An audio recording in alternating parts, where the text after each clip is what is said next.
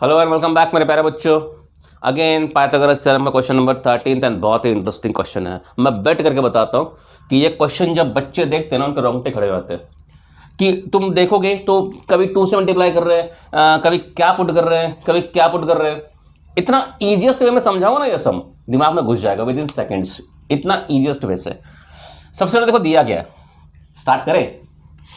In triangle ABC, seg AD is perpendicular to segment BC. AD is perpendicular to segment BC. जैसे ही perpendicular दिख गया तुम्हारे दिमाग में बस गया पाइथागोरस लगने वाला है। DB is twice of CD, मतलब ये DB जो है ये 3 गुना ज्यादा है CD से, ये 3 गुना ज्यादा है। मतलब CD बहुत छोटा है, DB बहुत बड़ा है। मतलब CD अगर 3 है तो DB कितना है, इसको 3 से मल्टीप्लाई करो तब जाके तुम्हें ये 3 गुना मिलेगा। समझ रहे ना, ये 3 गुना मिलेगा। सारे समझा के नहीं, CD छोटा है, DB बड़ा है, इसलिए तो CD को हम 3 से मल्टीप्लाई कर रहे हो तब जाके DB मिल रहा है, बराबर ना। अरे छोटे चीज़ों को मल्टीप्लाई करोगे तो क्या मिलेगा, छोटी चीज़ को 3 से मल्टीप्लाई करोगे तो 6 मिलेगा ना। बस वही चीज़ बता रहा हूँ मैं, ठीक है। अब क्या है, proof that 2AB square 2AC square और यहाँ पे सिर्फ BC स्क्वायर है, ठीक है। अब देखो पहला सिंपल, हमें क्या निकालना है वो देखो। पहला सबसे मुझे चाहिए, मैंने पहले बताया था, जो तुम्हें चाहिए उसको ढूंढो। ये 2 इग्नोर, पहला क्या चाहिए तुम्हें, AB कहां से मिलेगा, ये है हमारा AB हमें मिलेगा जब हम ADB में पाइथागोरस लगाएंगे, ठीक है। हमारा एक नोट बन गया कि यहाँ पे पाइथागोरस लगने वाला है, उसके सिवा हमको AB स्क्वायर नहीं मिलेगा। दूसरा दिख रहा है AC स्क्वायर यहां पर है, मतलब AC यहां पर है। AC का स्क्वायर कब मिलेगा, जब मैं ADC में पाइथागोरस लगाऊंगा, उसके सिवा मुझे AC स्क्वायर नहीं मिलने वाला। BC स्क्वायर, ये रहा BC स्क्वायर तो कोई राइट एंगल ट्रायंगल में आ ही नहीं रहा है, मतलब BC स्क्वायर मुझे मिलने वाला नहीं है। BC मुझे अरेंज करना पड़ेगा, और वो मैं कहां से अरेंज कर सकता हूं, यहां से DB CD ये दोनों को मिला के मुझे BC मिलने वाला है। मतलब ये BC का अरेंजमेंट मैं यहां से करूंगा, समझ रहा ना। तो मुझे 3 चीजें करनी पड़ेगी, AB के लिए ये ट्रायंगल, AC के लिए ये ट्रायंगल, और BC के लिए मुझे ये यूज करना पड़ेगा, ठीक है। चलो स्टार्ट करते हैं। जो ट्रायंगल कंसीडर करना करो। इन ट्रायंगल पहले लेते ADB, in triangle ADB, angle ADB is equal to 90 degree. क्या है ये, गिवन। क्या करोगे, पाइथागोरस और क्या, AB square is equal to AD का स्क्वायर प्लस DB का स्क्वायर। समझ के करो, मैं डायरेक्टली सम नहीं कर रहा हूँ। क्या होता है मालूम है क्या, सीधा सर लोग यहाँ पे अरेंज करेंगे, 2 से मल्टीप्लाई करेंगे, ये करेंगे वो करेंगे। नहीं, मैं कुछ नहीं कर रहा हूँ, तुमको ऐसे कंसेप्ट बता रहा हूँ, सम चुटके में हो जाएगा, ठीक है। अगेन तुम्हें AC कहां से मिलेगा, ADC से, ठीक है। लगा दो in triangle ADC, angle ADC is equal to 90 degree. ये भी क्या है, गिवन। क्या आ जाएगा, AC square is equal to CD square, DC लिखो, प्लस AD। मैंने DC क्यों लिखा, बिकॉज तुम्हें CD लिखो रे भैया, CD लिखो, बिकॉज तुमको पास CD चाहिए। क्लियर है। अब देखो ये मुझे इक्वेशन मिला, ये मुझे इक्वेशन मिला है। अब मुझे BC स्क्वायर निकालना है, तो BC स्क्वायर निकालने के लिए मुझे दोनों को कंबाइन करना पड़ेगा, एक साथ लेके आना पड़ेगा। तो हम क्या करते, क्या इस इक्वेशन में तुम्हें AD दिख रहा है, क्या यहां पर भी तुम्हें AD दिख रहा है, समझ रहा ना। क्या इस इक्वेशन में तुम्हें AD दिख रहा है, क्या तुम AD की यहां से वैल्यू निकाल सकते हो, यहां से वैल्यू निकाल सकते हो। चलो ठीक है, इसको इक्वेशन 1 बनाओ, समझाने के लिए लिख रहा हूं मैं, इक्वेशन 2 बनाओ। क्या मैं यहां पे देखो, क्या इक्वेशन फर्स्ट, इसको तुम्हें इसके बाद ही करना है, मैं तुम्हें स्टेप बाय स्टेप समझा रहा हूं। क्या इक्वेशन 1 हम लिख सकते हैं, AD square is equal to AB square minus DB square, ये DB इधर चला जाएगा। क्या लिख सकते हैं, यस।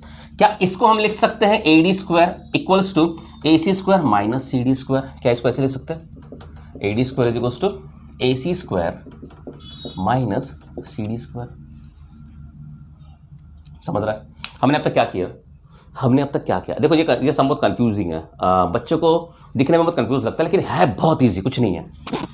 हमको ए बी चाहिए था, हमने ए डी बी में पाइथागोरस लगा दिया, मुझे ये मिला। हमको ए सी चाहिए था, हमने ए डी सी में पाइथागोरस लगाया, हमको ए सी स्क्वायर मिला।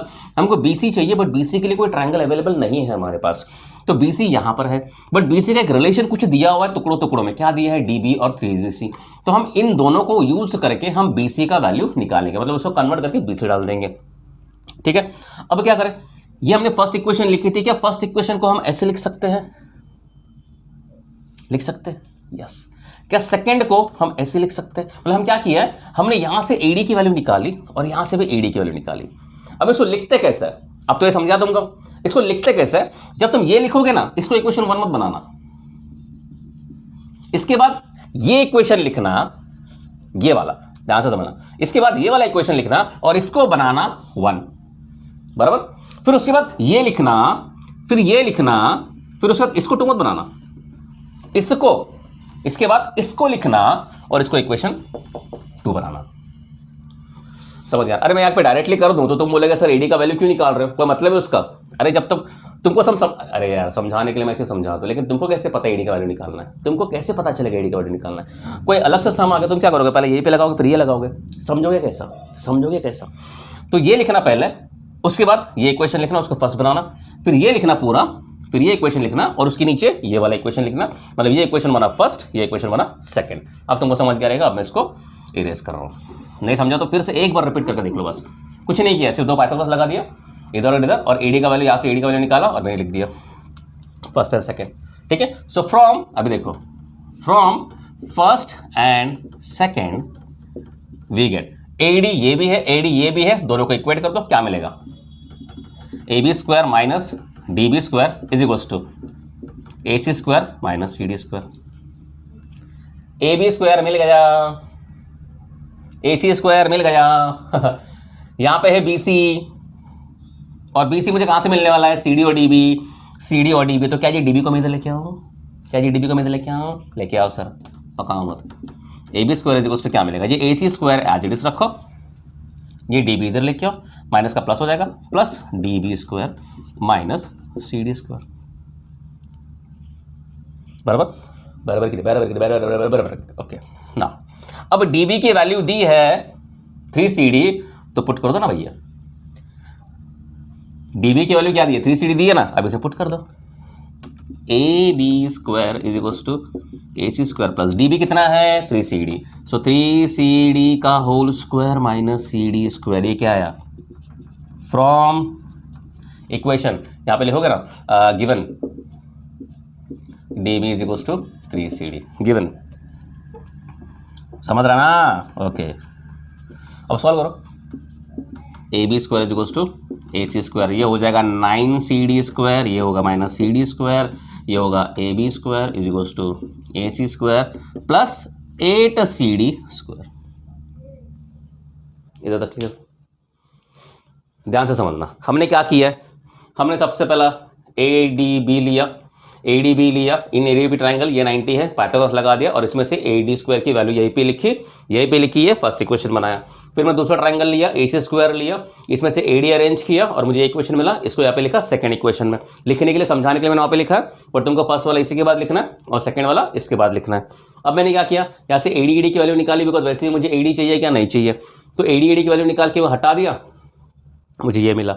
ए बी स्क्वायर दिख गया, तुम्हें दिख गया, ए सी स्क्वायर दिख गया। अब है क्या? बी सी चाहिए। बी सी मुझे कहाँ से मिलने वाला है? सी डी और डी बी में। तो हमने क्या किया? डी बी और सी डी को एक साथ रख दिया, अब बात आ रही है कि भैया डी बी और सी डी एक साथ है, तो मुझे इसका यूज करना पड़ेगा।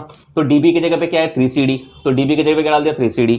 वो स्क्वायर में तो स्क्वायर कर लिया, 9CD square minus CD square 8CD square. अब बात आती है ट्रिक के। अब सिंपल, यहां पर है 2, यहां पर है 2, मुझे इक्वेशन में कहीं पर भी 2 नहीं दिख रहा है। यहां पर है 2, यहां पर है 2, मुझे इक्वेशन में कहीं पर भी 2 नहीं दिख रहा है, बराबर ना? कहीं पर भी 2 नहीं दिख रहा, तो हम क्या करते हैं? मल्टीप्लाइंग द होल बाय 2, क्या आ जाएगा? 2AB square is equal to twice of AC square plus 8 to the 16CD square. Twice of A B square, twice of H square, 16 C D square, twice of A B square मिल गया, twice of H square मिल गया, बचा क्या भी सिर्फ B C square, जिसकी जगह पे क्या लिखा है 16 सी डी स्क्वायर। मतलब ये 16 सी डी स्क्वायर को मुझे कुछ कन्वर्ट करके बी से लगाना है। अब बात आती है, अब मैं कहां पे करूं, अब मैं कहां पर करूं, अब मैं यहां पर कर रहा हूं। ये तो क्लियर हो गया ना, इसकी जरूरत नहीं हमको, ठीक है। अब देखो अब देखो अब देखो, मुझे बीसी कैसे मिलेगा, मुझे यहां पे चाहिए बीसी। तो क्या बीसी को मैं ऐसे लिख सकता हूं C D plus D B, क्या बीसी को मैं लिख सकता हूं C D plus D B, आराम से लिख सकते हो। क्या डीबी को मैं अगेन लिख सकता हूं 3 सी डी,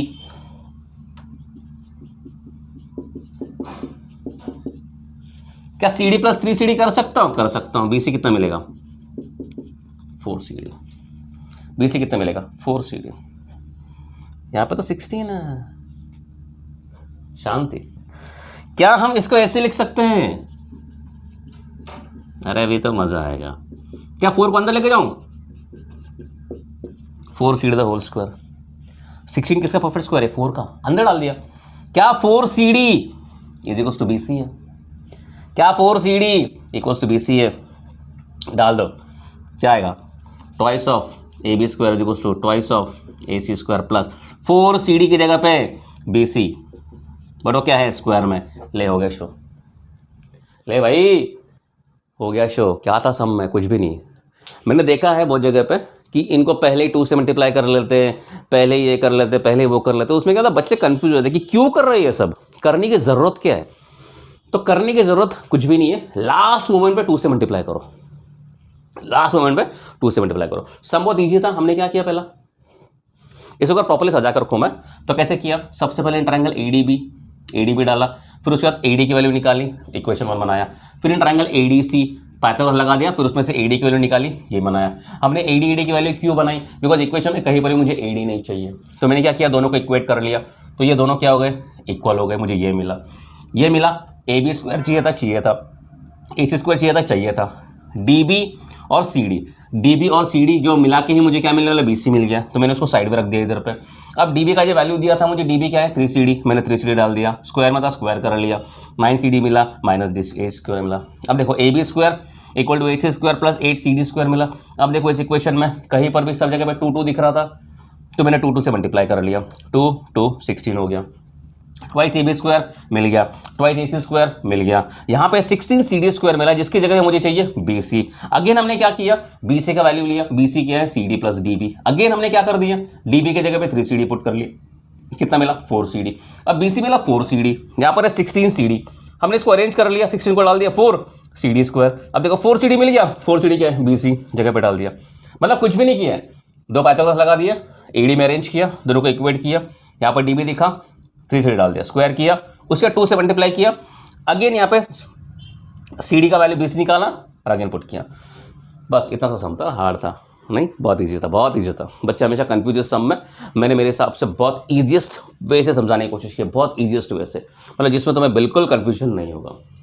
क्लियर है? तो मुझे लगता है कि तुम्हारा ये सम क्लियर हो चुका रहेगा। ठीक है, तो क्वेश्चन नंबर 13 इसके बाद करते हैं 14 नेक्स्ट लेक्चर में। तभी तक के लिए